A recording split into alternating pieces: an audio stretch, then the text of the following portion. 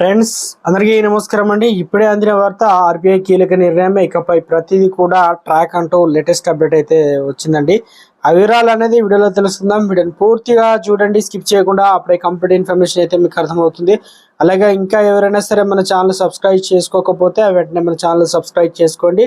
ప్రభుత్వం నుండి వచ్చే లేటెస్ట్ అప్డేట్ అందరికంటే ముందుగానే అందించడం జరుగుతుంది. అలాగే వీడియో లైక్ చేయడం మర్చిపోతున్నారండి. దయచేసి లైక్ చేయండి. మీరు లైక్ చేయడం వల్ల మరింత మందికి సమాచారం అనేది రీచ్ అవుతుంది. ఇక లేట్ చేయకుండా వీరిలాగైతే వెళ్ళిపోదాం.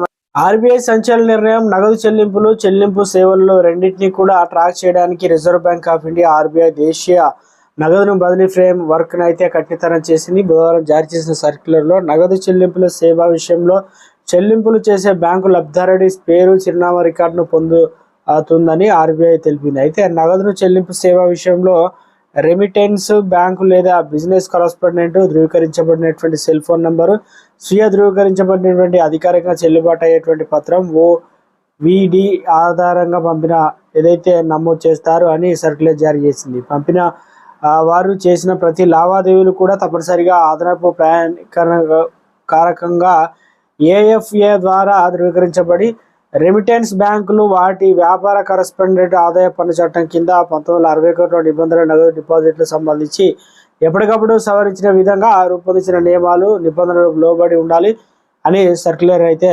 పేర్కొందన్నమాట.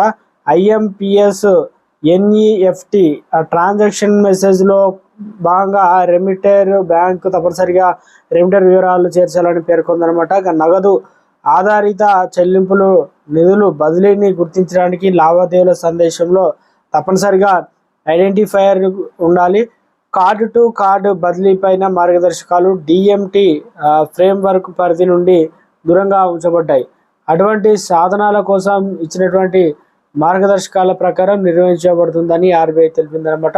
2011లో డొమెస్టిక్ మనీ ట్రాన్స్ఫర్ డిఎంటి కోసం ఫ్రేమ్వర్క్ను ప్రవేశపెట్టినప్పటి నుండి బ్యాంకింగ్ అవుట్లెట్ను లభ్యత, నిధులు బదిలీల కోసం చెల్లింపుల వ్యవస్థల్లో అభివృద్ధి, కేవైసీ అవసరాలను సులభంగా తీర్చడంలో గణనీయమైన పెరుగుదల ఉందని ఆర్బీఐ పేర్కొంది. ఇప్పుడు వినియోగదారులకు నిధులు బదిలీ కోసం అయితే అనేక డిపాజిట్ల ఎంపిక అయితే ఉన్నాయట. మొత్తానికి